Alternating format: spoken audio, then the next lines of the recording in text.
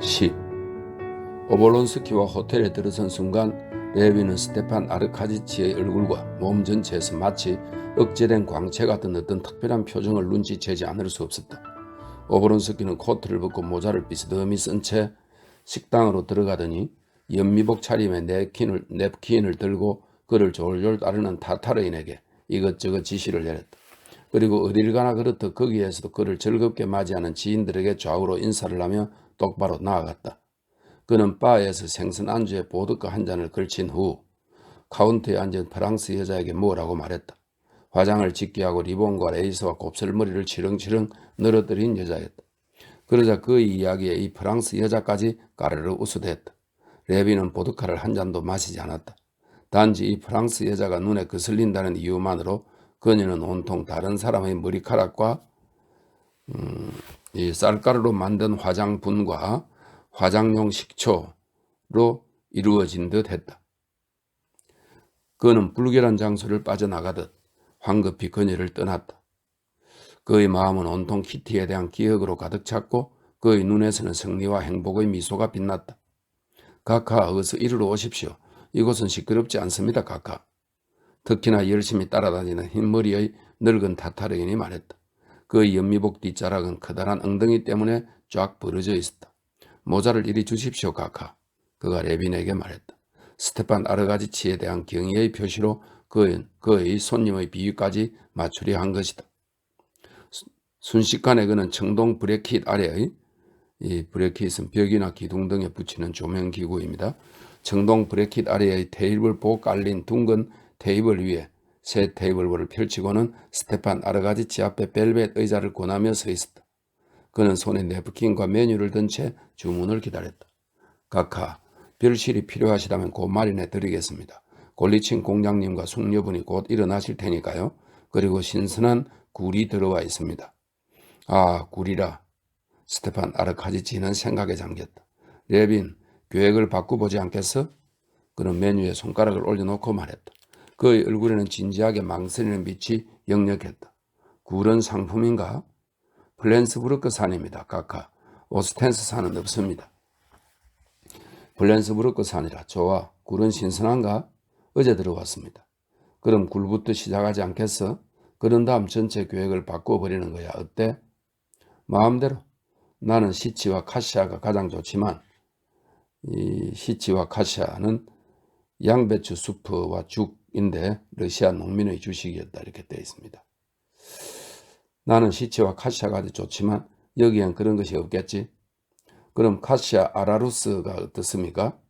러시아식 카시아라는 뜻을 프랑스어로 나타낸 표현인데 톨스토이는 귀족들이 사용하는 프랑스어와 영어와 독일어 등은 원어를 그대로 표기하지만 이 장면에서 타타르인이 음식을 일컬을 때 사용하는 프랑스어는 러시아어로 발음만 표기한다. 이렇게 설명이 되어 있습니다. 그럼 카시아 아라루스가 어떤가? 어떻습니까? 타타르인은 마치 어린아이를 돌보는 보모처럼 레빈에게 몸을 굽히며 말했다. 아니야, 농담은 그만하지. 자네가 고르는 것이라면 뭐든지 다 좋아. 스케이트를 좀 탔더니 배가 고파. 그는 오볼론스키의 얼굴에 나타난 불만스러운 표정을 눈치채고 이렇게 덧붙였다. 내가 자네의 선택을 존중하지 않는다고 생각하지 마. 나 뭐든 맛있게 잘 먹으니까. 물론이지. 자네가 뭐라고 하든 이것도 역시 삶의 기쁨인걸. 스테판 아르가지치가 말했다. 그럼 굴을 20개 아니 좀 적은가 30개 갖다 주게. 야채 수프도 갖다 가져주고. 프랭타이니에르를 말씀하시는 거군요. 타타르인이 그의 말을 받았다. 그러나 스테판 아르가지치는 타타르인에게 프랑스어로 요리 이름을 말하는 기쁨을 주고 싶지 않은 것 같았다. 채소 뿌리 같은 것 말이야, 알겠지? 그 다음엔 진한 소스를 얹은 가자미하고 그 다음엔 로스트 비프를 가져와. 좋은 걸로 부탁해. 닭 요리도 괜찮지. 과일 통조림도 가져오고. 타타르인은 요리 이름을 프랑스 메뉴로 말하지 않는 스테판 아르가지치의 습관을 떠올리고는 그의 말을 되풀이하지 않고 모든 주문을 메뉴에 따라 다시 읽는 즐거움을 그에게 누렸다. 수프 프랑타니헤르, 츄르브 소스, 보마르쉐, 플라르르 아 레스코 마론, 마세두안 드 프리. 그는 말을 마치자마자 용수철에서 튀어오르듯 두꺼운 표지를 댄 메뉴판을 내려놓고 포도주 리스트를 집어 스테판 아르가지치에게 권했다. 뭘 마실까? 자네가 고르는 걸로. 난 조금만 마실 테니까. 샴페인도 좋고. 레빈이 말했다. 뭐? 처음부터? 하지만 좋아. 그걸로 부탁해. 레빈 흰색 봉인지가 붙은 걸 좋아해? 카셰블랑입니다. 타타른이 그의 말을 받았다. 그럼 일단 그것과 굴을 가져와. 그러고 나서 생각하지. 알겠습니다. 식사용 포도주는 어떤 것으로 드릴까요? 뉴이로 가져와. 아니 클래식한 샤블리가 좋지. 알겠습니다. 치즈는 늘 드시던 걸로 가져올까요? 그렇지. 파마산 치즈를 가져와. 아니 다른 치즈로 할까? 아니야, 나 뭐든 좋아. 레빈이 웃음을 참지 못하며 말했다.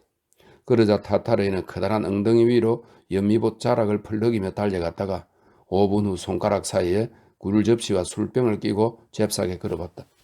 스테판 아르카지치는 풀먹인 빳빳한 네프킨을 꾸깃꾸깃 비벼 조끼에 끼우고는 두 손을 테이블에 편안하게 얹은 채 굴을 먹기 시작했다. 나쁘지 않은데? 그는 언제 포크로 진주빛 껍데기에서 접 많은 굴을 떼어 계속 삼켰다. 나쁘지 않아. 그는 촉촉하게 빛나는 눈동자로 레빈과 타타르인을 번갈아 쳐다보며 말했다. 레빈은 굴도 먹었다. 하지만 치즈를 얹은 흰 빵이 그의 입맛에 더 잘 맞았다. 그러나 그는 오볼론스키를 감탄의 눈길로 바라보았다. 코르크 마개를 우아 거품이 있는 술을 오목하고 얇은 유리잔에 따르던 타타르인도 눈에 보일 만큼 만족스러운 미소를 띤 채 자신의 하얀 넥타이를 고치며 스테판 아르가지치를 바라보았다. 굴이 별로 마음에 안 드나 보지? 스테판 아르가지치가 잔을 비우며 말했다.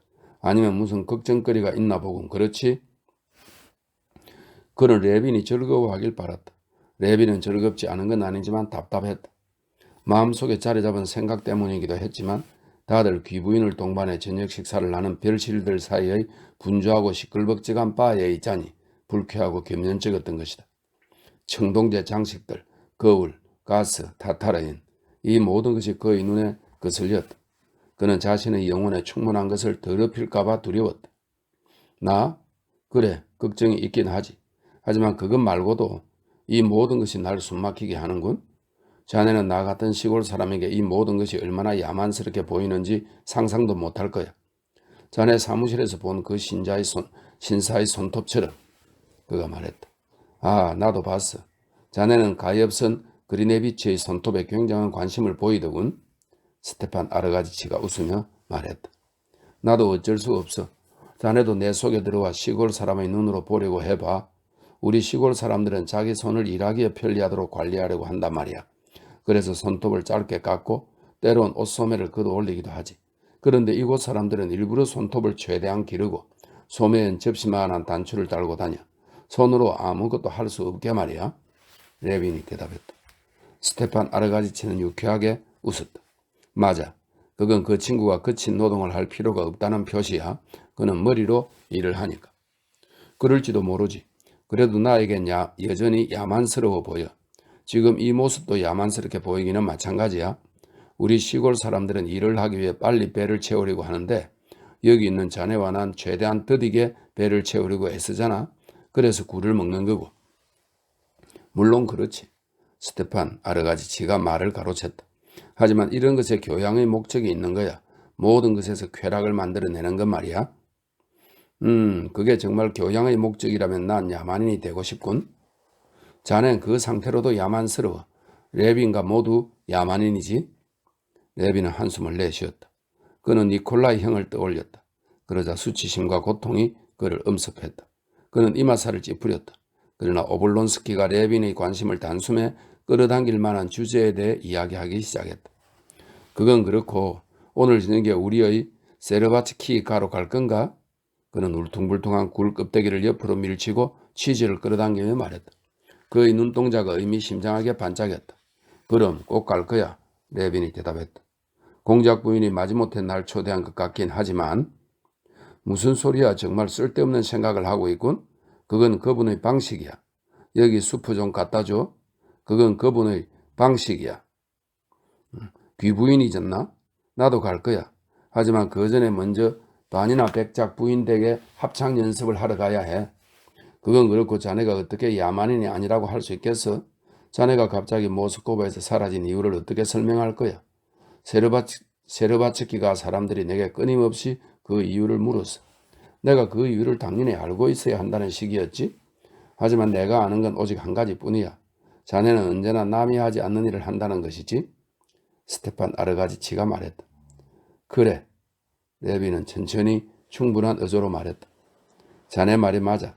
난 야만인이야. 하지만 내가 야만인인 이유는 내가 떠나서가 아니라 지금 이곳에 왔기 때문이지. 내가 지금 왔기 때문이라고. 오, 자넨 정말 행복한 사람이야. 스테판 아르가지치가 레빈의 눈을 바라보면서 그의 말을 가로챘다. 어째서? 준 많은 낙인으로 알고 사랑에 빠진 젊은이는 눈빛으로 알지. 스테판 아르가지치는 시를 낭송하듯 말했다. 자네 앞에는 모든 것이 펼쳐져 있어. 그럼 자네에게 모든 것이 이미 다 지나갔다는 건가? 아니, 지나간 건 아니라 해도 어쨌든 자네에겐 미래가 있고 나에겐 현재가 있고 그나마 현재도 이렇게 복잡하고. 왜? 그냥 안 좋아. 내 얘긴 별로 하고 싶지 않군. 게다가 모든 걸 설명하는 것도 불가능하고. 스테판 아르가지치가 말했다. 그런데 자네는 왜 모스크바에 왔지? 어이, 여기 좀 치워줘. 스테판 아르가지치가 타타르인에게 소리쳤다. 자네는 알고 있지? 레비는 깊은 곳에서부터 빛을 발하는 두 눈동자로 스테판 아르가지치를 계속 응시하며 대답했다. 눈치는 챘지만 그렇다고 내가 먼저 얘기를 꺼낼 수는 없잖아? 이쯤 되면 자네도 내가 제대로 추측한 건지 아닌지 알 수 있을 텐데. 스테판 아르가지치는 미묘한 웃음을 지으며 레빈을 바라보았다. 그럼 자네 생각은 어때? 레빈이 떨리는 목소리로 말했다. 그런 얼굴의 모든 근육이 바르르 떨리는 걸 느꼈다. 자네는 이 문제를 어떻게 보는데? 스테판 아르가지치는 레빈을 주시하며 천천히 샤블리 잔을 비웠다. 나? 스테판 아르가지치가 말했다. 이보다 좋을 수는 없지. 그야말로 일어날 수 있는 일 가운데 최고야. 착각하고 있는 것 아니야? 내가 무슨 말을 하는지 알고나 하는 소리야? 레빈이 상대방을 뚫어지게 바라보며 말했다. 자네는 그 일이 가능하다고 생각해? 가능하고 말고 불가능할 이유가 뭐야? 아니, 정말 그 일이 가능하다고 생각해? 아니야, 자네의 생각을 전부 말해봐. 만약 내가 거절당하면? 난 그렇게 확신하는데. 왜 그런 생각을 하지? 스테판 아르가지치는 레빈의 흥분하는 모습을 보며 미소를 지었다. 이따금 그런 생각이 들어. 그건 나와 그녀 모두에게 엄청난 일이 될 테니까. 어쨌든 아가씨들에게는 별로 대단한 일도 아니야. 어느 아가씨나 청혼받는 걸 자랑스럽게 생각하거든. 그래, 어느 아가씨나 다 그렇겠지. 하지만 그녀는 아니야. 스테판 아르카디치가 미소를 지었다. 그는 레빈의 이러한 감정을 너무나 잘 알았다. 그리고 레빈의 눈에는 이 세상의 모든 아가씨가 두 부류로 나뉜다는 사실도 잘 알았다. 한 부류는 그녀를 제외한 이 세상의 모든 아가씨로서 그녀들은 온갖 인간적인 약점을 가진 지극히 평범한 여자들이다. 또 한 부류에는 오직 그녀만이 존재한다. 그녀는 어떠한 약점도 없고 모든 인간적인 것을 초월한 여자다. 잠깐 소스를 쳐야지. 그는 소스를 옆으로 치우는 레빈의 손을 잡았다. 레빈은 순순히 소스를 쳤지만 스테판 아르가지치는 먹을 틈을 주지 않았다. 아니야. 잠시만 기다려. 레빈이 말했다. 이해해줘. 이 일은 나에게 생사를 가르는 문제야. 난 이 일을 누구에게도 이야기한 적이 없어. 자네 말고는 이 이야기를 누구에게도 할 수 없었어. 사실 우리는 모든 면에서 달라. 취향도 관점도 모든 게 다르지. 하지만 난 알아. 자네가 날 아끼고 이해해 준다는 걸. 그래서 난 자네를 무척 좋아해. 하지만 이번만큼은 제발 숨김없이 솔직히 말해줘. 내 생각을 있는 그대로 말한 거야. 스테판 아르가지치가 미소를 지었다. 하지만 더 얘기해주지. 내 아내는 정말로 놀라운 여자야. 스테판 아르가지치는 아내와의 관계를 떠올리며 한숨을 쉬었다. 그는 잠시 침묵하더니 계속 말을 이었다. 그녀에게는 앞일을 예측하는 재능이 있어. 그녀는 사람을 꿰뚫어 보지. 하지만 이런 말로는 부족해. 그녀는 앞으로 무슨 일이 일어날지 알아. 특히 결혼 문제를 잘 알아맞히지. 그는 샤옵스카야가 브렌첼른과 결혼할 거라고 예견했어. 아무도 그것을 믿고 싶어 하지 않았지만 결국 그렇게 됐지. 그런데 그녀가 자네 편이야. 무슨 뜻이야? 그러니까 그녀는 자네를 좋아해. 게다가 이런 말까지 하더군. 키티는 틀림없이 자네의 아내가 될 거라고 말이야. 이 말에 레빈의 얼굴이 갑자기 미소로 빛났다. 그 미소는 감동의 눈물에 가까웠다. 그녀가 그렇게 말했다니? 레빈이 소리쳤다. 내가 늘 말했지. 그녀는 자네 부인은 정말 훌륭한 여자라고 말이야. 충분해. 그 얘기는 이걸로 충분한 것 같아. 그는 자리에서 일어나며 말했다. 좋아. 하지만 앉아봐. 수프가 나오잖아. 하지만 레빈은 자리에 앉을 수 없었다. 그는 단호한 걸음걸이로 좁은 실내를 2번 왔다 갔다 하고 눈물이 나오는 걸 참기 위해 눈을 몇 번 깜빡이고 나서야 다시 제자리에 앉았다. 이해해줘. 그는 말했다. 이건 사랑이 아니야. 나도 사랑에 빠진 적이 있지만 이건 그런 사랑과는 달라. 이건 내 감정이 아니라 어떤 외부의 힘이 나를 사로잡은 거야. 내가 이곳을 떠난 것도 그런 일은 있을 수 없다고, 그런 일은 지상에 존재하지 않는 행복이라고 판단했기 때문이지. 하지만 난 나 자신과 계속 싸우면서 이것 없이는 나의 삶도 존재할 수 없다는 걸 알게 됐어. 그래서 결심을 해야만 했어. 도대체 왜 떠났던 거야? 아, 잠시만. 너무 많은 생각이 떠올라. 물어볼 말도 얼마나 많은지. 자네는 상상도 못할 거야. 자네의 말이 나에게 얼마나 큰 힘이 됐는지 난 너무나 행복해. 나 자신이 혐오스러울 만큼 말이야. 난 모든 것을 잊고 있었어. 난 오늘 니콜라의 형이, 자네도 알지? 형이 이곳에 있다는 걸 알게 됐어. 그런데 형의 일까지 까맣게 잊고 있었던 거야. 이젠 형조차 행복한 사람으로 보여. 이건 광기와 흡사해. 하지만 한 가지 두려운 건 자네는 결혼을 했으니까 이런 느낌을 알겠지만 우리처럼 꽤 나이를 먹은 이미 과거를 가진 남자들이 사랑이 아니라 죄악의 과거 말이지. 갑자기 깨끗하고 순결한 존재와 가까이 한다는 게 그게 두려워. 그것이 혐오스러워서 스스로를 경멸하지 않을 수가 없어. 뭐 자네의 죄는 별로 큰 것도 아니야. 아, 그렇지만 그래도 남 혐오의 찬눈길로 내 삶을 읽으며 부들부들 떨고 저주하며 쓰라린 한탄을 하지.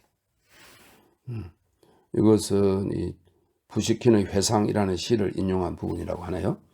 난 혐오의 찬눈길로 내 삶을 읽으며 부들부들 떨고 저주하며 쓰라린 한탄을 하지. 난 그래. 레빈이 말했다. 어쩌겠어. 세상이 그런 걸. 내가 늘 좋아하던 기도문에 날 공적으로 용서하지 마시고 자비로 용서하소서 라는 문구가 있어. 그게 나의 유일한 위안이지. 그녀가 날 용서할 수 있는 유일한 방법이기도 해. 스테판 아르가지치가 말했다. 11. 레빈은 잔을 비웠다. 두 사람은 잠시 침묵했다. 해줄 말이 한 가지 더 있어. 브론스키를 알아? 스테판 아르가지치가 레빈에게 말했다. 아니, 몰라. 왜 그런 걸 묻지? 한 병 더 가져와. 스테판 아르가지치가 타타르인을 돌아보았다. 그는 두 사람 주위를 돌아다니며 잔이 빌 때마다 술을 따르곤 했다. 어째서 브론스키를 아느냐고 물은 거야? 자네가 알아야 하니까. 그가 자네의 경쟁자거든. 브론스키가 도대체 어떤 사람인데? 어린아이처럼 좋아하던 레빈의 표정, 방금 전만 해도 오볼론스키가 도취된 채 바라보던 그 표정이 벼랑간 아기의 참 불쾌한 표정으로 변했다. 브론스키는 키릴 이바노비치 브론스키 백작의 아들이야. 페테르부르크의 기공자들 가운데 가장 멋진 부류에 속하지. 난 트베리에서 근무할 때 그를 알게 됐어. 그는 신병 모집 때문에 와 있었지. 굉장히 부유하고 잘생기고 연줄이 많은 시종무관이야. 게다가 대단히 매력적이고 착한 청년이지. 하지만 단순히 착하기만 한 게 아니야. 여기서 그를 만나면서 알게 된 건데 그는 교양도 있고 아주 총명하더군. 크게 성공할 사람이야. 레비는 이마살을 찌푸린 채 말이 없었다. 그러니까 그는 자네가 떠난 지 얼마 안 돼 이곳에 나타났어. 내가 알기로 그는 키티에게 푹 빠졌어. 그리고 자네도 알다시피 키티의 어머니가. 미안하지만 난 도무지 이해할 수 없어. 레비는 눈썹을 찌푸리며 침울하게 말했다. 순간 그의 뇌리에 니콜라 형이 떠올랐다. 그러자 자신이 형의 일을 잊을 만큼 혐오스러운 인간이라는 생각이 들었다. 잠깐만. 스테판 아르가지치가 미소를 지으며 그의 손을 어루만졌다. 난 자네에게 내가 아는 걸 말했을 뿐이야. 다시 한번 말하지만 이 미묘하고 민감한 문제에서 내가 추측하기에 기회는 자네 편인 것 같아. 레비는 의자 등에 몸을 기댔다. 얼굴이 창백했다. 하지만 가능하면 빨리 이 문제를 매듭지으라고 충고하겠어. 오블론스키는 레빈의 잔에 술을 따르며 계속 말을 이었다. 아니야, 고맙지만 더 못 마시겠어. 레빈은 자기 잔을 옆으로 밀어놓았다. 취할 것 같아. 그건 그렇고 자네는 어떻게 지냈어? 그는 화제를 바꾸고 싶은 게 분명했다. 한마디만 더. 충고하는데 어쨌든 빨리 이 문제를 해결해. 오늘은 더 이상 그 문제에 대해 충고하지 않겠어? 스테판 아르가디치가 말했다. 내일 아침에 가서 정식으로 청혼해. 하나님이 자네를 축복할 거야. 어떻게 된 거야? 자네 늘 사냥하러 우리 집에 오고 싶어 했잖아. 봄이 되면 꼭 와. 레빈이 말했다. 지금 레빈은 스테판 아르가디치와 이런 대화를 시작한 것을 마음 깊이 후회하고 있었다. 그의 특별한 감정은 페테르부르크에서 온 어느 장교와의 경쟁을 운운한 대화가 스테판 아르가디치의 추측과 충고로 인해 더럽혀졌다. 스테판 아르가디치는 빙그레 웃었다. 그는 레빈의 마음속에서 무슨 일이 일어나고 있는지 알아차렸다. 언제 한번 가지? 그가 말했다. 그런데 친구, 여자들이란 나사 같은 거야. 그 위에서 모든 것이 돌아가지. 나도 사정이 안 좋아. 그것도 아주 안 좋아. 다 여자들 때문이지. 솔직히 말해줬으면 해. 그는 한 손에 시가를 꺼내들고 한 손에 잔을 쥔 채 계속 말을 이었다. 자네의 충고를 듣고 싶어. 하지만 무슨 일 때문에? 말하자면 이런 거야. 가령 자네는 결혼했고 아내를 사랑하고 있어. 그런데 다른 여자에게 끌려서 미안하지만 나로서는 도저히 이해할 수 없군. 마치 지금 배가 부른데 빵집 옆을 지나면서 빵을 훔치는 것과 똑같잖아. 스테판 아르가디치의 눈이 여느 때보다 더욱 빛났다. 그게 어때서? 빵도 때로는 참을 수 없을 만큼 좋은 냄새를 풍기기도 하잖아. 얼마나 좋으랴 내가 지상의 욕망을 이긴다면. 그러나 그렇게 하지 못한데도 난 여전히 더 없는 행복을 맛보리라. 요한 스트라우스가 음악을 맡은 오페레타 박쥐의 대본 가운데 한 연입니다. 이 구절을 읊조리면서 스테판 아르가디치는 미묘한 웃음을 지었다. 레빈도 웃지 않을 수 없었다. 아니야, 농담은 집어치우고. 오블론스키는 계속 말을 이었다. 매력적이고 착하고 사랑스럽고 불쌍하고 외로운 여자가 있어. 이런 여자가 모든 걸 희생했단 말이야. 이미 일은 벌어졌는데 이제 와서 이런 표현을 이해해 주었으면 해. 과연 그녀를 버릴 수 있을까? 가령 가정을 파괴하지 않기 위해 그녀와 헤어진다고 치자. 하지만 과연 그녀를 불쌍히 여기고 그녀에게 살 길을 마련해주고 그녀를 달래주면 안 되는 걸까? 글쎄, 미안해. 자네도 알다시피 난 모든 여자가 두 부류로 나눠진다고 생각해. 그러니까 아니야, 더 정확히 말하면 한쪽에는 여자가 있고 다른 한쪽에는 난 지금까지 아름다운 타락한 창조물을 본 적도 없고. 이 문구는 푸시킨의 소비극 역병 가운데 향년이라고 하는 작품에서 월싱엄의 말을 바꾸어 말한 것이다, 이렇게 되어 있네요. 아름다운 타락한 창조물을 본 적이 없고 앞으로도 보지 못할 거야.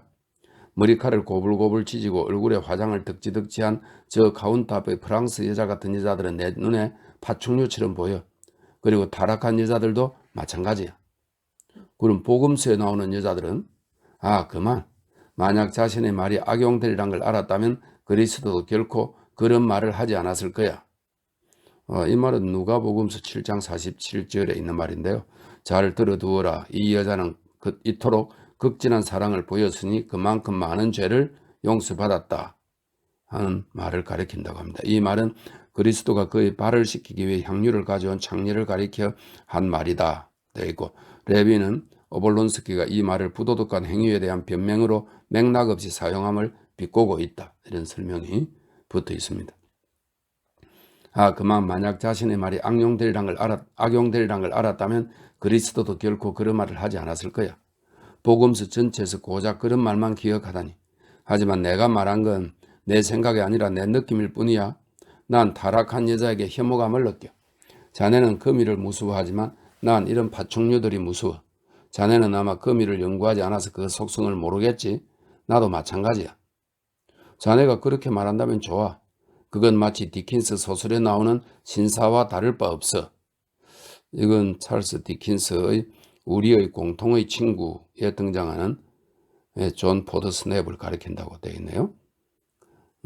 디킨스 소설에 나온 신사와 다를 바 없어. 그는 곤란한 문제들을 모두 왼손으로 오른손 어깨 너머에 집어던지지.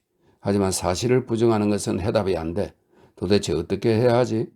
자네가 한번 말해봐. 어떻게 해야 좋을지. 아내는 점점 늙어가고 자네는 생명으로 충만해 있어. 미처 익숙해질 겨를도 없이. 자네는 이미 아내를 더 이상 사랑할 수 없다는 사실을 깨닫게 돼. 설사 자네가 아무리 아내를 존중한다 해도 말이지. 그때 갑자기 사랑이 찾아온 거야. 그럼 자네도 무너지고 말걸? 무너지고 말고. 스테판 아르가디치는 어물하고 절망적인 어조로 말했다. 레빈이 가볍게 웃었다. 그럼 무너지고 말고. 오블론스키가 계속해서 말했다. 그럼 어떻게 해야 할까? 빵을 훔치지 않으면 되잖아. 스테판 아르가디치가 웃음을 터뜨렸다. 도둑꾼자가 나셨군. 하지만 생각해봐. 여기 두 여자가 있어. 한 명은 자신의 권리만을 주장해. 그 권리란 자네가 그녀에게 도저히 줄 수 없는 자네의 사랑을 뜻하지. 또 한 자는 자네를 위해 모든 걸 희생했으면서도 아무것도 요구하지 않아. 자네라면 어떻게 하겠어? 어떻게 처신하겠어? 바로 여기에 끔찍한 드라마가 있는 거야. 만약 그 문제에 대한 나의 고백을 듣고 싶다면 말해주지. 난 거기에 드라마가 있다고 믿지 않아. 그 이유는 말이지. 내 생각에 두 사랑은 기억해? 플라톤의 향연에서 정의한 두 가지 사랑 말이야. 이 말은 플라톤의 향연에서 논하는 두 가지 사랑은 아프로디테 여신의 두 가지 측면, 즉 지상의 관능적 사랑과 육체적 욕망이 없는 지고한 사랑, 이 두 가지를 말합니다. 플라톤이 향연에서 정의한 두 가지 사랑 말이야. 아무튼 두 사랑은 사람들에게 시금석 같은 역할을 하지. 어떤 사람들은 한쪽 사랑만 알고 어떤 사람들은 다른 쪽 사랑만 알아. 그리고 육체적 사랑만 아는 사람들이 꼭 쓸데없이 드라마를 운운해. 그런 사랑에 드라마란 있을 수 없어. 그리고 플라토닉한 사랑에도 드라마는 있을 수 없어. 그런 사랑에는 모든 것이 분명하고 순수하기 때문이지. 그리고 그 순간 레빈은 자신의 죄와 지난날에 겪은 내면의 투쟁을 떠올렸다. 그러자 갑자기 이런 말을 덧붙였다. 하지만 어쩌면 자네 말이 옳을지도 몰라. 그 말이 정말 옳을지도. 하지만 난 모르겠어. 전혀 모르겠어. 이것 봐. 스테판 아르가디치가 말했다. 자네는 매우 순수한 사람이야. 그건 자네의 미덕이자 결점이기도 하지. 자네는 순수한 성격이라 인생 전체가 순수한 현상으로 이루어지길 바라지만 그런 일은 있을 수 없어. 자네는 공무활동을 경멸해. 자네는 행위와 목적이 언제나 일치하기를 바라니까. 하지만 그런 일은 있을 수 없어. 또 자네는 한 인간의 활동이 언제나 목적을 갖기를, 사랑과 가정생활이 언제나 일치하기를 바라지. 하지만 그런 일은 불가능해. 인생의 변화, 인생의 매력, 인생의 아름다움, 그 모든 것은 빛과 그림자로 이루어져 있기 마련이야. 레비는 탄식만 할 뿐 아무 말도 하지 않았다. 그는 자기의 일을 생각하느라 오볼론스키의 말을 듣지 못했다. 그러다 갑자기 그 두 사람은 깨달았다. 자기들은 친구 사이인데다 함께 식사를 하고 술까지 마시고 있었지만 이런 것은 그들을 더욱 가깝게 해주는 일이 되었어야 할 텐데 저마다 자기 생각에 빠져 상대방 일은 전혀 신경 쓰지 않았다는 것을 말이다. 오볼론스키는 식사 후에 서로 가까워지는 대신 이런 극단적인 분리가 일어나는 경우를 이미 여러 번 경험했기 때문에 이럴 때 어떻게 해야 할지 잘 알고 있었다. 계산서, 그는 이렇게 소리치고는 옆 홀로 나갔다. 마침 그곳에 아는 부관을 만난 오볼론스키는 그와 함께 어느 여배우와 그녀를 소유한 남자에 관해 이야기를 나누었다. 부관과 대화를 시작하자 오볼론스키는 이내 마음이 편해지는 걸 느꼈다. 레빈과의 대화는 언제나 그의 정신과 영혼에 지나친 긴장을 불러일으켰다. 타타르인이 26루블 남짓되는 액수의 팁을 추가한 계산서를 들고 나왔다. 레빈은 다른 때 같으면 촌사람답게 자기 몫으로 14루블이 적힌 계산서를 보고 깜짝 놀랐을 테지만 지금은 그것에 신경 쓰지 않고 얼른 돈을 지불하고는 집으로 돌아왔다. 옷을 갈아입고서 그의 운명이 결정될 세르바츠키 가로 가기 위해서였다. 12.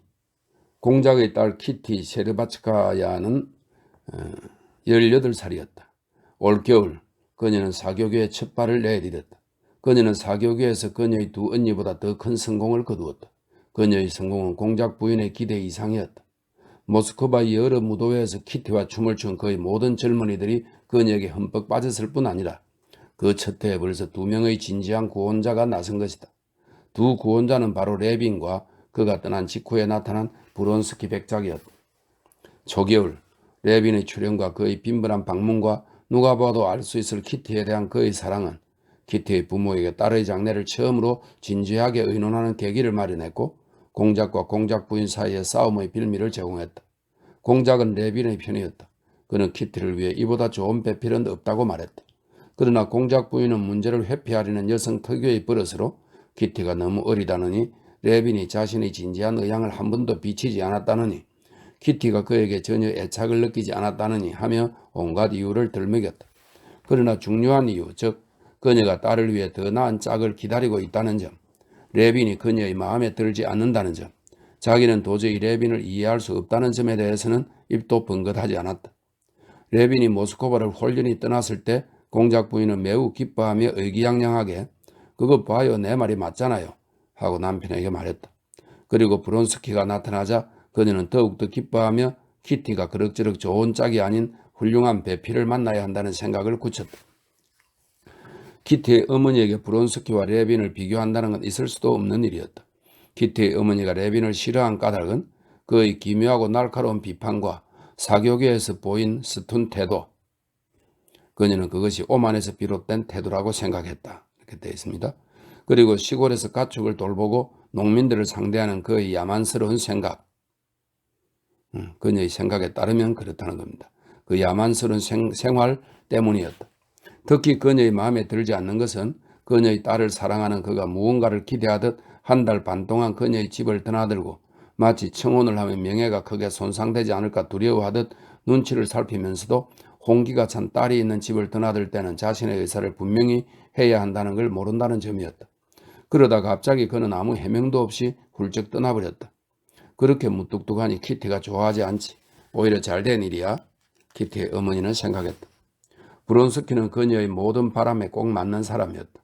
그는 대단히 부유하고 총명하고 집안도 좋고 시종무관으로서 앞길이 창창하고 매력적인 사람이었다. 더 이상 바랄 게 없었다. 브론스키는 여러 무도회에서 공공연히 키티를 따라다니며 그녀와 춤을 추었고 그녀의 집에도 자주 드나들었으므로 그의 의도의 진실성에 대해서는 의심의 여지가 없었다. 그런데도 키티의 어머니는 올겨울 내내 지독한 불안과 동요를 겪었다. 공작 부인 자신은 30년 전에 친척 아주머니의 중매로 결혼했다. 약혼자, 이미 그에 대해서 모든 것이 알려져 있었다. 이렇게 설명이 되어 있습니다. 약혼자가 약혼녀의 집으로 찾아와 그녀를 만났고 그녀의 집안 사람들도 그를 보았다. 중매를 쓴 친척 아주머니가 양쪽에게 서로 인상을 물어 그것을 양가에 전했다. 인상은 좋았다. 그 다음엔 약속된 시간에 그가 그녀의 부모에게 예상된 청혼을 하러 왔고 부모는 이를 받아들였다. 모든 일이 너무나 쉽고 간단했다. 적어도 공작 부인에게는 그렇게 느껴졌다. 그러나 그녀는 자기 딸들을 결혼시키면서 평범하게 보였던 그 일이 결코 쉽고 간단한 게 아니라는 점을 절실히 느꼈다. 위의 두 딸 다리아와 나탈리아를 결혼시킬 때 그녀는 얼마나 많이 두려워하고 얼마나 많은 생각을 했던가. 또 돈은 얼마나 많이 썼으며 남편과는 얼마나 숱하게 충돌했던가.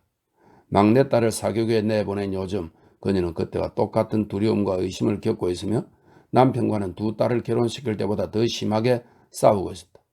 노 공작은 모든 아버지들이 그렇듯 자기 딸의 명예와 순결에 대해 특히나 까다롭게 굴었다.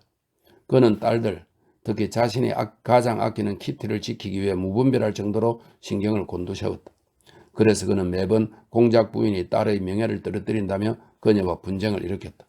공작 부인은 맏딸을 결혼시킬 때부터 이런 일에 익숙해져 있었지만 요즘에는 공작이 까다롭게 구는 것도 다 그럴만 하다는 생각을 했다. 그녀는 최근에 사회의 풍습이 많이 변하여 어머니로서 책임을 진다는 것이 훨씬 더 어려워졌음을 깨달았다. 그녀는 키티와 같은 또래의 처녀들이 모임을 만들고 강의에 다니고 남자들과 자유롭게 사귀고 혼자서 길을 마구 쏘다니고 심지어 많은 처녀들이 인사할 때 무릎을 굽히지 않는 것을 보았다. 무엇보다 키티 또래의 처녀들은 전부 남편감을 고르는 것이 부모가 아닌 자신의 일이라고 굳게 믿었다. 요즘 처녀들은 예전처럼 결혼하지 않는다. 모든 젊은 아가씨들, 심지어 나이 든 사람들까지 그렇게 생각하고 말했다. 그러나 정작 요즘 처녀들이 어떻게 결혼하는지에 대해서는 그 누구도 공작 부인에게 말해주는 이가 없었다. 부모가 자식의 운명을 결정하는 프랑스의 관습은 배척과 비난을 받았다. 여성에게 완전한 자유를 주는 영국의 관습도 배척받긴 마찬가지였고 더욱이 러시아 사회에서는 불가능한 일이었다. 중매 결혼을 하는 러시아의 관습은 추한 것으로 여겨졌고 모두들, 심지어 공작 부인까지도 이것을 비웃었다. 하지만 어떻게 장가가고 시집가야 하는지에 대해서는 아무도 알지 못했다. 공작 부인과 이 문제를 이야기한 사람들은 모두 한결같이 그녀에게 이렇게 말했다. 당치도 않아요. 이제 그런 구습은 버릴 때가 됐어요. 결혼을 하는 것은 젊은 사람들이지 부모가 아니잖아요. 그러니 젊은 사람들이 자기가 알아서 결혼하게 내버려 두어야 해요. 하지만 그 사람들은 딸이 없으니 얼마든지 그렇게 말할 수 있을 것이다. 그러나 공작 부인은 딸이 남자들과 어울려 다니다 사랑에 빠질 수 있다는 것, 그것도 결혼할 의사가 없거나 남편 가함으로 적당하지 않은 남자와 사랑에 빠질 수 있다는 것을 알고 있었다. 그래서 이제 공작 부인은 젊은 사람들 자신이 스스로의 운명을 결정해야 한다는 이야기를 아무리 많이 들어도 그 말을 믿을 수 없었다. 그건 마치 어느 시대나 5살짜리 어린아이의 가장 좋은 장난감은 탄화를 장전한 큰 총임에 틀림없다는 말을 믿을 수 없는 것과 같았다. 그래서 공작 부인은 위의 두 딸을 결혼시킬 때보다 키티에게 훨씬 마음이 쓰였다. 지금 그녀가 브론스키가 자기 딸을 쫓아다니는데 그치지 않을까 두려워했다. 그녀는 딸이 이미 그를 사랑하게 된 것을 알았지만 그는 성실한 사람이니 그런 짓을 하지 않을 거라며 스스로를 위로했다. 하지만 그녀는 지금처럼 교제가 자유로운 시대에 젊은 아가씨들의 마음을 뺏는 것이 얼마나 쉬운 일인지, 대부분의 남자들이 이러한 잘못을 얼마나 가볍게 보고 있는지도 알았다. 지난주 키티는 브론스키와 마주르카를 추며 나눈 이야기를 어머니에게 들려주었다. 그 대화는 어느 정도 공작 부인을 안심시켰다. 그렇다고 해서 그녀가 완전히 마음을 놓을 수 있었던 건 아니다. 브론스키는 키티에게 자기네 두 형제는 어머니의 뜻을 전적으로 따르는 데 길들여져 있어 어머니와 상의하지 않고 어떤 중요한 일을 과감하게 추진한 적이 한 번도 없다고 말했다. 그래서 난 특별히 행복을 기다리는 마음으로 베테르부르크에서 어머니가 오시기를 손꼽아 기다리고 있답니다. 브론스키는 그렇게 말했다. 키티는 그 말에 별다른 의미를 부여하지 않은 채 그 이야기를 들려주었다. 그러나 그녀의 어머니는 그 말을 다른 뜻으로 해석했다. 그녀는 사람들이 노부인의 도착을 눈이 빠지게 기다리고 있다는 걸 알았다. 그리고 노부인의 아들의 선택에 기뻐하리라는 것도 알았다. 그런데도 브론스키가 어머니를 노엽게 할까 두려워 청혼을 하지 않는 것이 그녀에겐 이상하게 보였다. 그러나 그녀는 그 결혼을 간절히 원하는 데다 무엇보다 근심에서 벗어나고 싶었기 때문에 그 말을 믿었다. 남편과 헤어지려는 맏딸 돌리의 불행을 지켜보는 것이 지금의 공작 부인에게는 너무나 가슴 아픈 일이었지만 막내딸의 운명에 대한 걱정이 그녀의 모든 감정을 삼켜버리고 말았다. 오늘 레빈의 출연으로 그녀에게 새로운 걱정거리가 생겼다. 그녀는 한때 레빈에게 호감을 느낀 것처럼 보이는 딸이 정직함 때문에 그를 거절하지는 않을까. 레빈의 도착이 대단원을 눈앞에 둔 이혼담을 위협하거나 지연시키지는 않을까 두려웠다. 그 사람 말이야, 온지 오래됐니? 키티가 집에 들어오자 공작 부인이 레빈에 대해 물었다. 오늘 왔대요, 엄마. 한 가지 말해두고 싶구나. 공작 부인이 말을 꺼냈다. 키티는 어머니의 진지하고 생기 있는 얼굴을 보며 어머니가 무슨 이야기를 하려는지 알아차렸다. 엄마. 그녀는 얼굴을 붉히고 재빨리 엄마를 돌아보며 말했다. 제발 부탁이에요. 그 얘기는 하지 마세요. 나도 알아요. 다 안다고요. 그녀도 어머니와 같은 바람을 갖고 있었지만 어머니의 동기가 그녀에게 모욕감을 안겨주었다. 내가 말하고 싶은 건 단지 한 사람에게만 기대를. 엄마, 제발 그만하세요. 그런 이야기를 하는 게 너무 무서워요. 알았어. 어머니는 딸의 눈에 눈물이 고인 것을 보았다. 대신 한 가지만 묻자. 넌 나에게 아무것도 숨기지 않겠다고 약속했어. 정말 그렇게 할 거지? 그럼요, 엄마. 꼭 그렇게 할게요. 키티는 얼굴을 붉히며 어머니의 얼굴을 똑바로 쳐다보았다. 하지만 지금은 할 말이 없어요. 설사 하고 싶은 말이 있다 해도 무슨 말을 어떻게 해야 할지 모르겠어요. 정말 모르겠어요. 그래, 저런 눈으로 어떻게 거짓말을 하겠어. 어머니는 딸의 흥분과 행복에 미소를 지었다. 공작 부인은 지금 가여운 딸아이의 마음속에서 벌어지는 일들이 그녀 자신에게 얼마나 엄청나고 중요한 문제로 보일까 생각하며 미소를 지었다. 13. 저녁 식사가 끝나고 야외가 시작되기까지 키티는 전투를 앞둔 젊은이가 그럴 법한 그런 감정을 맛보았다. 그녀는 심장이 팔딱팔딱 뛰어 아무것도 차분히 생각할 수 없었다. 그녀는 그 두 사람이 처음으로 부딪힐 오늘 밤의 야회가 그녀의 운명을 결정짓는 순간이 될 거라고 느꼈다. 그래서 그녀는 마음속에 그 두 사람을 따로따로 그려보기도 하고 함께 그려보기도 했다. 지난 날을 생각하자 기쁘고 부드러운 느낌과 함께 레빈과 관련된 추억이 떠올랐다. 어린 시절의 추억, 죽은 오빠와 레빈의 우정에 관한 추억은 그와 그녀의 관계에 특별한 시적인 아름다움을 더했다. 그녀를 향한 그의 사랑, 그녀는 이것을 확신했다. 그 사랑은 그녀에게 뿌듯함과 기쁨을 안겨주었다. 그래서 레빈을 떠올릴 때면 마음이 편했다. 브론스키는 대단히 사교적이고 침착한 사람이었지만 브론스키에 대한 기억에는 레빈과 달리 어쩐지 거북한 느낌이 뒤섞였다. 레빈을 생각할 때는 너무나 담백하고 깨끗한 기분이 드는데 브론스키를 떠올릴 때는 그가 아닌, 그는 매우 담백하고 기분 좋은 사람이다, 이런 설명이 있습니다. 그가 아닌 그녀 자신에게 어떤 위선이 있는 것처럼 여겨졌다. 대신 브론스키와 함께할 미래를 떠올리자 이내 그녀 앞에는 찬란하게 빛나는 행복한 전경이 펼쳐졌다. 하지만 레빈과의 미래를 떠올리자 앞날이 안개처럼 흐릿해 보일 뿐이었다. 야회복을 입기 위해 2층으로 올라가 거울을 보았을 때 그녀는 오늘이 자신의 생애에서 가장 멋진 날들 가운데 하루라는 것을, 자신이 힘으로 충만해 있다는 것을 알아채고 기뻐했다. 그녀에게는 눈앞에 놓인 이를 위해 이런 것이 절실히 필요했다. 그녀는 자신의 동작에서 외적인 평온과 자유로운 우아함을 느꼈다. 7시 반, 그녀가 응접실에 내려가자 하인이 콘스탄친 드미트리치 레빈이 왔다고 알렸다. 공작 부인은 아직 자기 방에 있었고 공작의 모습도 보이지 않았다. 역시 그랬어. 이렇게 생각하자 온몸의 피가 심장으로 치솟았다. 거울을 들여다본 그녀는 자신의 창백한 얼굴에 몸서리를 쳤다. 지금 그녀는 분명히 알고 있었다. 그가 이렇게 일찍 온 이유는 그녀가 혼자 있을 때 청혼하기 위해서란 걸.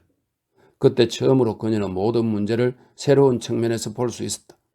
그제야 그녀는 문제가 나는 누구와 결혼하면 행복할까? 나는 누구를 사랑하는 걸까? 같은 그녀 혼자만의 문제가 아니라는 것을 깨달았다. 이 순간 그녀는 자기가 사랑하는 사람을 모욕하지 않으면 안 된다. 그것도 지독하게. 무엇 때문에? 좋은 사람인 그가 그녀를 사랑하고 그녀에게 반했다는 이유로. 어쩔 수 없다. 그렇게 해야 한다. 그렇게 하지 않으면 안 된다. 아, 정말로 이 이야기를 내 입으로 그에게 해야만 하나? 그녀는 생각에 잠겼다. 그에게 뭐라고 하지? 난 당신을 사랑하지 않는다고 말해야 할까? 그건 사실이 아닐 텐데. 그럼 뭐라고 하지? 다른 사람을 사랑한다고? 아니야, 난 그렇게 못해. 달아나야지. 달아날 테야. 그녀의 발걸음은 이미 문으로 향하고 있었다. 그때 그의 발소리가 들렸다. 아니야, 이건 정직하지 못한 행동이야. 내가 두려워할 게 뭐가 있어? 난 아무런 나쁜 짓도 하지 않았어. 될 대로 되라지. 사실대로 말할 거야. 그와 이렇게 거북한 상태로 있을 수는 없어. 그가 오는구나.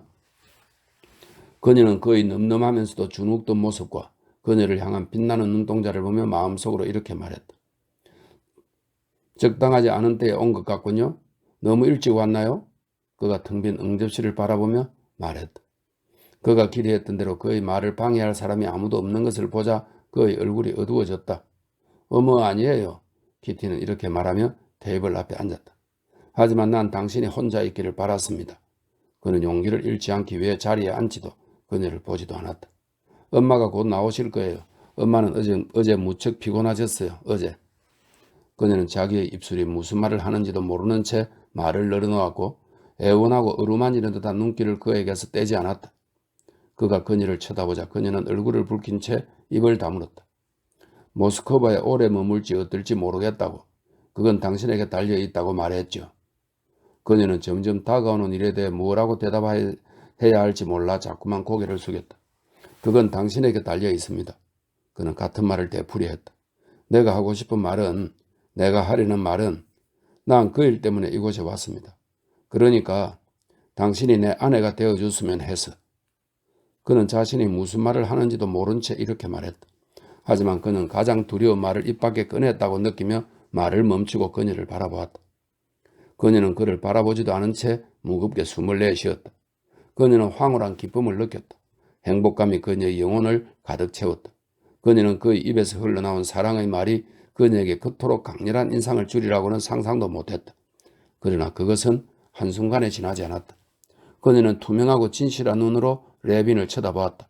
그리고 그의 절망적인 얼굴을 보며 황급히 대답했다. 그럴 수 없어요. 용서하세요. 1분 전만 해도 그녀는 그에게 얼마나 가까운 존재였으며 그의 삶에서 얼마나 소중한 존재였던가. 어쩔 도리가 없군요. 그는 그녀를 쳐다보지도 않은 채 말을 내뱉었다. 그는 허리를 굽혀 인사를 하고는 곧장 나가려 했다.